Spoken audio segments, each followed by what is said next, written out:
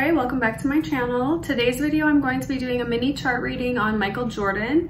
And if you have been watching The Last Dance, which is an ESPN kind of series documentary on Michael Jordan's life, it is very interesting. And I'm not a huge sports person. Like, I don't know Michael Jordan. I don't know his life, like the ins and outs of it. I just watched this documentary. So I'll be reading his chart as though he's just a client of mine, like I don't know him at all, and hopefully you guys will find this interesting. I think he is an amazing, phenomenal athlete in person, and he's very inspiring. So it's always interesting to look at these types of people's charts in our society. Now, Michael Jordan is a Cancer rising. His sun is in Aquarius. His moon is in Sagittarius. He has a Leo Mars. He has Mercury in Aquarius, and his Saturn is in Aquarius as well. So he's actually starting his second Saturn return. When you are about 60 or so, you have your second Saturn return, which is, Saturn has progressed into Aquarius right now. So he's starting to probably get that feeling of responsibility in his life in a new way. Maybe he is kind of feeling like a culmination of things through his life that he's able to really look back on, reflect, and realize how much growth he's had and he's achieved, how many accomplishments he's made. I think that's really definitely a testament to this documentary, because when you have your Saturn returns, they usually start to give you gifts if you are doing your Saturn, and if you are someone who has worked really hard in their life for what they've gotten and what they've achieved. So this is sort of like that beginning of, this was that chapter and that first half of your life. And now we're getting into, stage 2, where he'll have to see what he has coming for him next.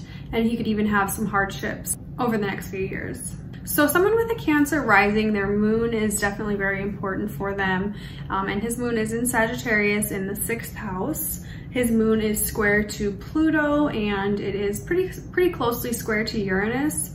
It is trine to his Mars and sextile to that Saturn in Aquarius. So you can definitely tell that he's an intense person. He can be obsessive with that moon to Pluto square. He can even be impulsive and do things that are somewhat shocking. Since that moon is square to Uranus, it brings out an intensity that emotionally, whatever he wants, he will go after in a warrior-like way.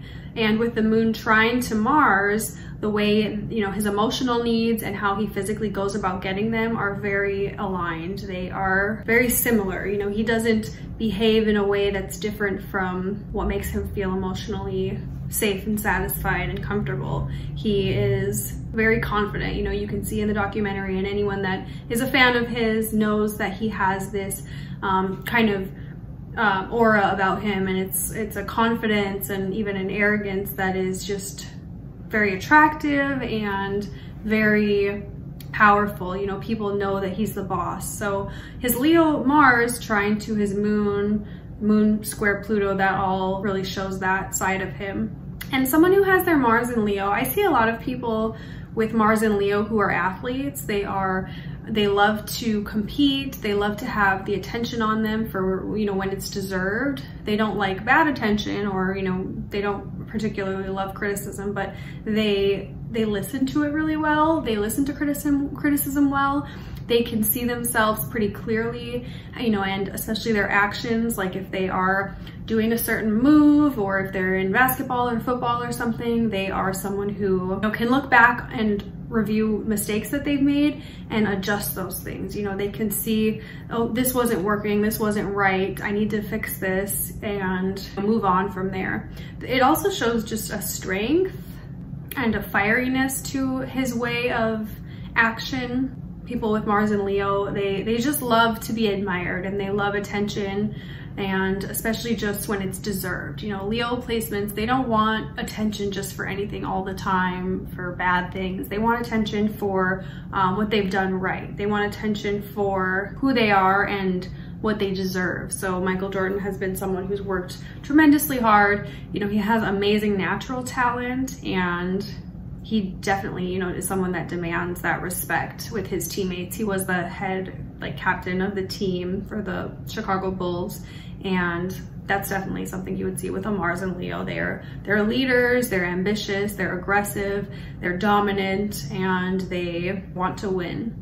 And with that moon square to Pluto, he has such an intense focus that square is only 1 degree apart. His Pluto's at 11 degrees Virgo and his moon's at 10 degrees Sag. So that's just such a laser focused intensity about what he wants. And his Sag moon, you know, he has big dreams. He has ideals that he needs to achieve. He has his morals, you know, he has his way of doing things that he believes to be the right way.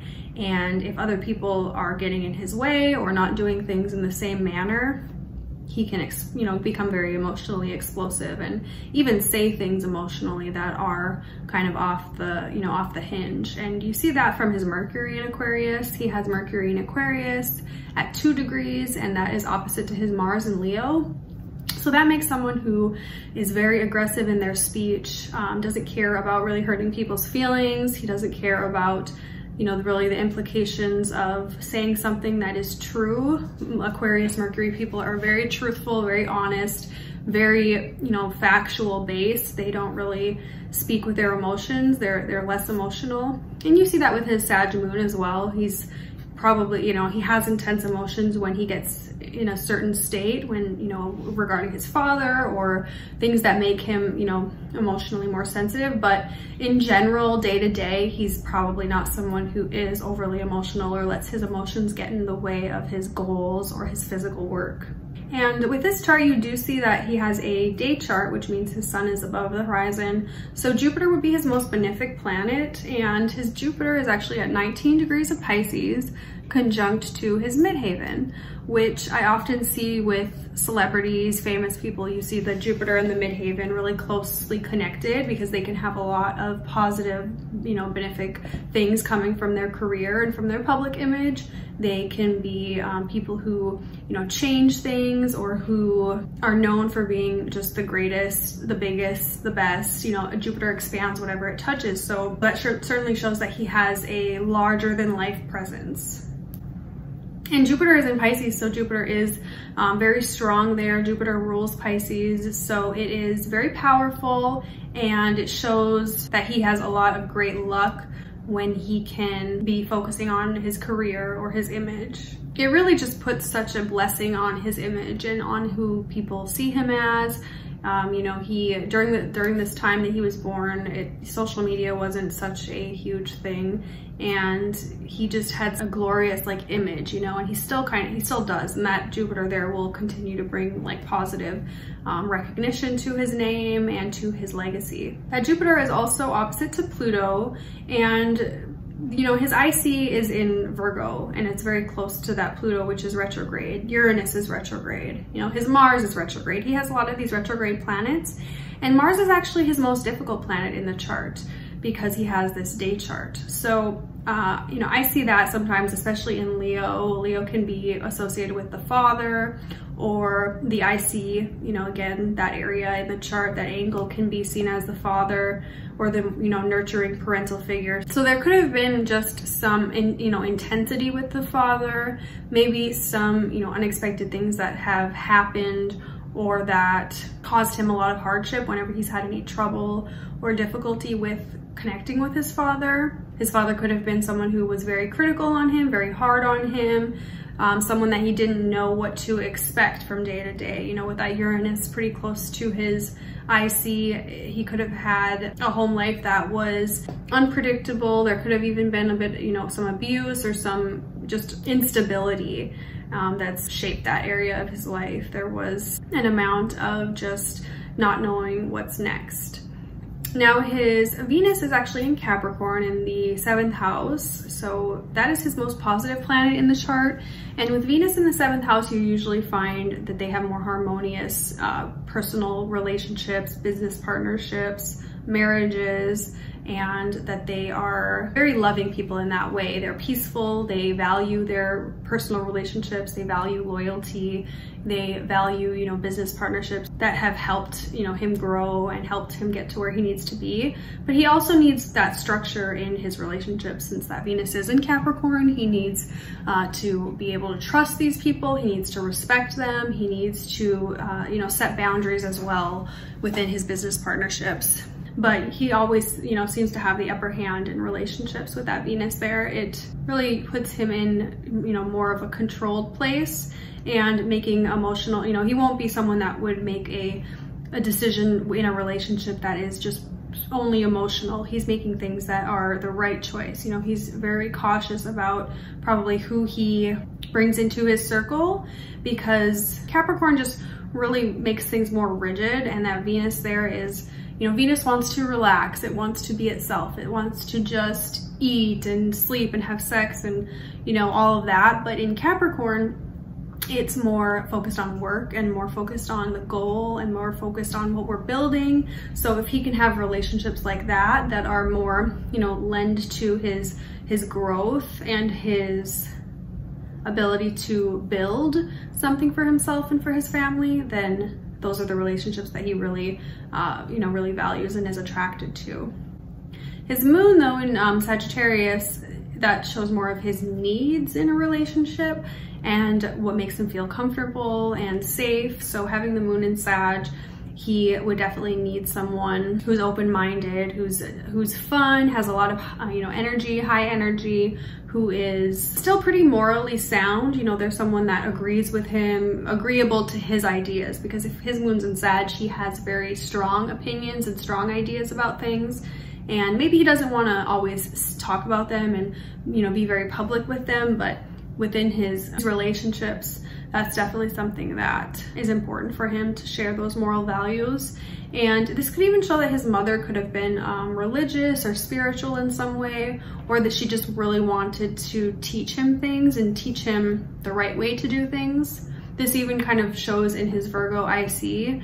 Having your IC in Virgo is where your home and your family is. Even the 4th house in Libra definitely shows that they valued balance and that they valued education. You know, they valued being level-headed, being smart. Maybe they were a little bit critical of him also growing up. Now, his North Node is in Cancer in the 1st house at 29 degrees. So his South Node is in Capricorn. And this is an interesting placement because, you know, his most positive planet in his chart, that Venus, is in Capricorn. His ascendant is in Cancer. So he definitely needs to be leaning more towards the sensitive side of things, more towards caregiving and nurturing. Maybe he's really meant, you know, to go towards that family, you know, building a unity with someone, building a relationship with his children, having children. Cancer North Node could be that he wants to start a foundation of some sort to help people, to nurture people that are less fortunate and protect them. He's really meant to be going towards like a protective father-like role, or even, you know, mother-like role in that way of nurturing. And even kind of like privacy within himself. That Capricorn South Node wants to be admired for his power, his ego, his money, what he's achieved. But, you know, he really more so needs to be leaning towards that area to give to other people, to be a caregiver and a nurturer to others. And even to himself, you know, since it's in the 1st house, needs to make sure that he takes care of his health and his mental health, and doesn't just say, well, I'm strong in that Capricorn South Node and I can handle this, I don't need any help from anyone. But, you know, Cancer North Node, you do need help sometimes. You do need to ask for people to be there for you and support you. So that is my mini reading for Michael Jordan. I hope you guys enjoyed this. This is just a quick little delineation for him based on the chart that I had for him. I had his birth time at 1:40 p.m. in Brooklyn, New York on February 17th, 1963. So if you guys enjoyed this, please like this video, subscribe to my channel, and let me know your feedback in a comment below. And if you'd like to book a reading with me, my link is in the description box. Have a good day. Bye.